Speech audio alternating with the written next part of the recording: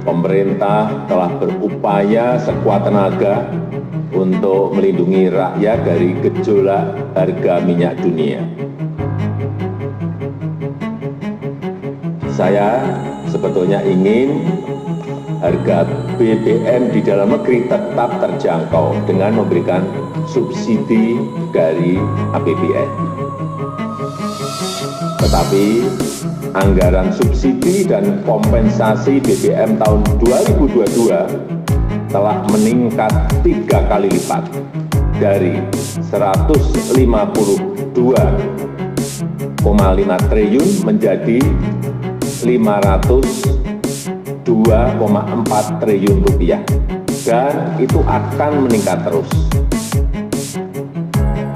Dan lagi, lebih dari 70% subsidi justru dinikmati oleh kelompok masyarakat yang mampu, yaitu pemilik mobil-mobil pribadi. Mestinya uang negara itu harus diprioritaskan untuk memberikan subsidi kepada masyarakat yang kurang mampu. Dan saat ini pemerintah harus membuat keputusan dalam situasi yang sulit. Ini adalah pilihan terakhir pemerintah,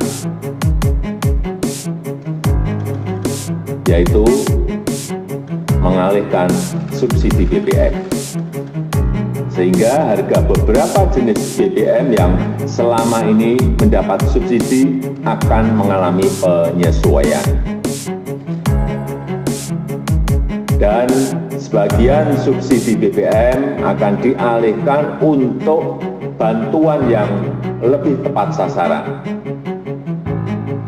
Bantuan langsung tunai BLT BBM sebesar 12,4 triliun rupiah yang diberikan kepada 20,65 juta keluarga yang kurang mampu sebesar Rp150.000 per bulan, dan mulai diberikan bulan September selama 4 bulan.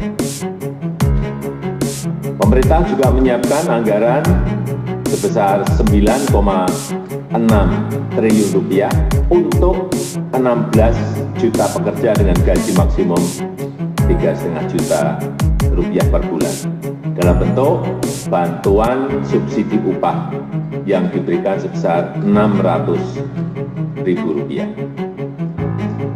Saya juga telah memerintahkan kepada pemerintah daerah untuk menggunakan 2% dana transfer umum sebesar 2,17 triliun rupiah untuk bantuan angkutan umum, bantuan ojek online, dan untuk nelayan. Pemerintah berkomitmen agar penggunaan subsidi yang merupakan uang rakyat harus tepat sasaran. Subsidi harus lebih menguntungkan masyarakat yang kurang mampu. Selanjutnya, saya minta Menteri SDM, Menteri Keuangan, dan Menteri Sosial untuk bisa memberikan penjelasan yang lebih rinci. Terima kasih. Wassalamualaikum warahmatullahi wabarakatuh. Hari ini, tanggal 3 September tahun 2022, pukul 13.30, pemerintah memutuskan untuk menyesuaikan harga BBM subsidi, antara lain Pertalite dari Rp7.650 per liter menjadi Rp10.000 per liter. Kemudian solar subsidi dari Rp5.150 per liter menjadi Rp6.800 per liter. Pertamax non subsidi dari Rp12.500 per liter menjadi Rp14.500 per liter.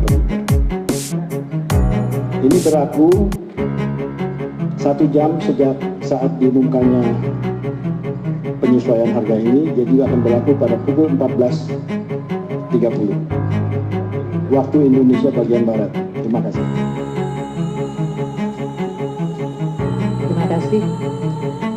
Bapak Presiden telah menyampaikan kepada masyarakat mengenai kenaikan dari subsidi yang disediakan oleh anggaran pendapatan belanja. Jadi tadi telah disampaikan bahwa anggaran subsidi yang selama ini dalam Perpres 98 di mana pemerintah sudah menaikkan 3 kali lipat adalah dalam bentuk kenaikan subsidi untuk BBM dan LPG dari tadinya hanya 77,5 triliun ke 149,4 triliun rupiah. Sedangkan untuk listrik dari 56,5 triliun naik ke 59,6 triliun rupiah dan kompensasi untuk BBM dari 18,5 triliun menjadi 252,5 triliun rupiah dan kompensasi untuk listrik naik dari 0 menjadi 41 triliun sehingga total subsidi dan kompensasi untuk BBM, LPG, listrik itu mencapai 502,4 triliun. Angka 502,4 triliun dihitung berdasarkan rata-rata dari ICP yang bisa mencapai $105 per barel dengan kurs Rp14.700 per dolar Amerika dan volume dari Pertalite yang diperkirakan akan mencapai 29 juta kiloliter, sedangkan volume dari solar bersubsidi adalah 17,44 juta kiloliter. Masyarakat saat ini bertanya karena harga minyak dalam sebulan terakhir agak mengalami penurunan. Kami terus melakukan penghitungan dengan harga minyak ICP yang turun ke $90 sekalipun, maka subsidi masih akan atau harga rata-rata 1 tahun ICP itu masih di 98,8 atau hampir $99, atau kalaupun harga minyak turun sampai di bawah 90, maka keseluruhan tahun rata-rata subsidi rata-rata ICP Indonesia masih di $97. Nah, dengan perhitungan ini maka angka kenaikan subsidi yang waktu itu sudah disampaikan di media dari 502 triliun tetap akan naik, tidak menjadi 698 namun 653 triliun kalau harga ICP adalah rata-rata 99, yaitu tadi turun ke $90 sampai Desember.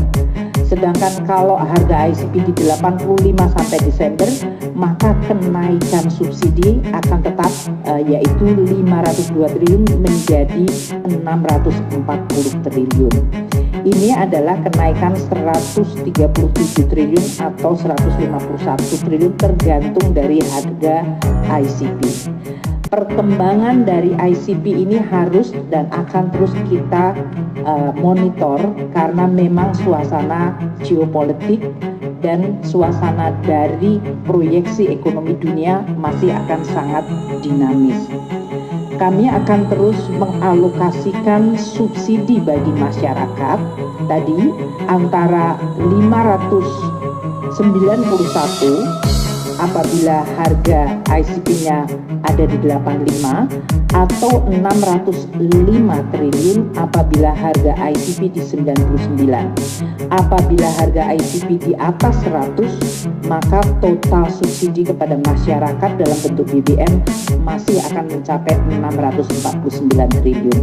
Inilah yang tadi disampaikan oleh Bapak Presiden, maka sebagian dari tadi belanja yang tadinya adalah untuk keseluruhan subsidi adalah digunakan untuk memberikan bantuan sosial kepada masyarakat. Kita juga akan memantau dampak inflasi dan pertumbuhan ekonomi serta kemiskinan dari kenaikan BBM yang diumumkan oleh Bapak Menteri ESDM.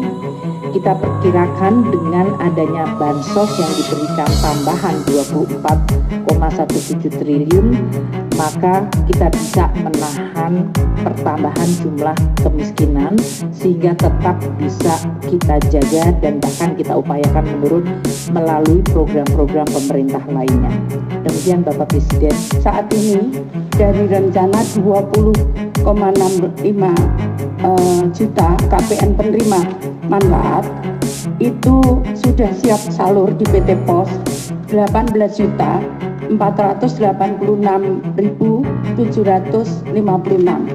Sisanya sebesar sedang proses cleansing karena seperti kita ketahui misalkan kita ngumumkan hari ini jam ini 1 jam atau berapa menit kemudian ada yang meninggal. Jadi kita perlu cleansing, masih ada 313.244 keluarga menerima manfaat di PT POS yang sedang kita cleansing bersama. Nah, pemberian ini akan kita berikan 150.000 4 kali, namun kita berikan dalam 2 tahap. Jadi per tahapnya Rp300.000. Kita berikan per September ini dan nanti pada awal Desember kita berikan yang kedua. Nah, di dalam perjalanan itu apabila tadi untuk mengantisipasi itu, maka warga bisa mengusulkan, kami punya situs namanya Usul Sangga. Jadi warga bisa mengusulkan dirinya sendiri ke dalam program Usul Sangga itu, dan kami akan cek di lapangan antara daerah dengan pendamping kami. Kami punya pendamping 70.000 di seluruh Indonesia. Itu yang harus kita klarifikasi. Kadang karena katanya tidak menerima, ternyata setelah kita cek dia sudah menerima lengkap PKH dan PPNP seperti itu. Nah, itu perlu kita klarifikasi data itu. Yang berikutnya, kalau mendesak maka kami punya namanya comment center, bisa ditelepon di 021 171, maka itu 24 jam 365 hari siap melayani kalau ada keluhan-keluhan tadi. Kemudian untuk mengatasi warga yang tidak mampu mengakses, misalkan dia kondisinya fisiknya sakit atau tempatnya di pegunungan, seperti yang di daerah pegunungan di Papua dan sebagainya, itu kita akan siapkan khusus. Kita sudah sepakat dengan PT POS, kita akan siapkan, kita akan kerjasama dengan suku-suku, kepala suku, adat, kemudian pemerintah daerah dan tokoh-tokoh agama untuk membagi salur sana dengan kami melakukan penerbangan khusus ke sana. Itu sudah kami janjikan. Dan bagi warga yang sakit, yang disable, yang mungkin juga tidak perlu datang ke kantor pos, cukup di rumah, maka PT POS akan mengantar ke rumah. Itu sudah perjanjiannya. Jadi tidak perlu, tinggal nanti mengecek saja, itu gratis dengan telepon ke tadi cek bansos dan Usul Sangga dan comment center 021 171 itu gratis, bisa dicek di situ apakah kami kenapa kami belum terima, maka kami akan tindak lanjuti. Jadi yang sakit, sekali lagi yang lansia, yang mungkin jauh tidak bisa mengakses ke PT POS, tidak usah khawatir, kami akan antar ke rumah masing-masing. Seperti itu. Jadi bantuan sosial ini setiap bulan sesuai dengan Undang-Undang Nomor 13 Tahun 2011 itu kami perbaiki setiap bulan. Jadi di undang-undang itu sebenarnya 1 tahun 2 kali. Tapi karena kondisi perubahan di daerah itu cukup pesat, maka kemudian kita melakukan perubahan setiap bulan. Jadi setiap bulan saya mau buat SK baru, dan itu masukan dari daerah dan usul tangga tadi. Jadi masyarakat bisa mengusulkan sendiri. Nanti kita memang harus kita verifikasi, karena kalau tidak kita verifikasi nanti tidak sesuai juga. Jadi tetap kita verifikasi. Nah, itu masukan itu kita perbaiki setiap bulan. Itu dari daerah, karena memang di Undang-Undang Nomor 13 Tahun 2011 itu kewenangan data itu ada di daerah. Gitu. Daerah memang harus mengupdate setiap bulan ada yang meninggal. Kami juga proses dengan data kependudukan dan sebagainya. Jadi kalau dengan data kependudukan clear, kita juga dapat penilaian dari KPK cukup bagus. Oke. Tadi pertanyaannya kalau dengan kenaikan apakah perbaikan dari alokasi subsidi BBM akan menjadi lebih baik. Jadi subsidi kalau memang melalui komoditas yang tadi saya sampaikan bahwa dengan adanya kenaikan harga BBM tadi sekitar di $100 atau bahkan kalaupun turun ke $95, maka jumlah subsidi BBM dan listrik masih akan sebesar 647 triliun atau 653 triliun kalau harganya agak menurun sedikit seperti sekarang sampai Desember. Dana subsidi ini memang masih akan dinikmati oleh mereka yang punya mobil. Jadi memang subsidi yang melalui komoditas seperti BBM tidak bisa dihindarkan, pasti dinikmati oleh kelompok yang memiliki kendaraan yang mengkonsumsi subsidi tersebut. Oleh karena itu memang untuk menciptakan keadilan yang lebih baik kita memberikan kepada kelompok 40% terbawah. Tadi yang oleh Bu Risma 20,67 juta itu adalah 30% masyarakat termiskin. Kemudian yang dari Ibu Menaker untuk 16 juta itu kira-kira bisa mengcover hampir mendekati 50% masyarakat yang dalam posisi ekonomi terbawah. Itulah yang disebutkan 24,17 juta adalah untuk mereka.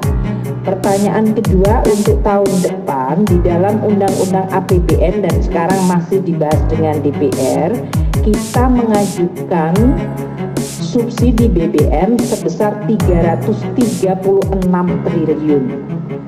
Dan kalau ini pun dengan tadi kenaikan yang diumumkan oleh Menteri ESDM, kita kemungkinan masih akan ada tambahan 100 triliun lagi adanya kurang bayar tahun ini yang masuk ke 2023. Jadi ini nanti yang akan dibahas oleh kami dengan DPR untuk Undang-Undang APBN 2023 yang akan selesai akhir September pembahasannya. Namun Presiden Jokowi telah menyampaikan di dalam nota keuangan RUU APBN tahun 2023 itu sudah dicadangkan 336 triliun rupiah untuk subsidi BBM. Harga minyak memang trennya turun naik tiap hari, ya, jadi memang tidak bisa dijadikan patokan untuk jangka panjang.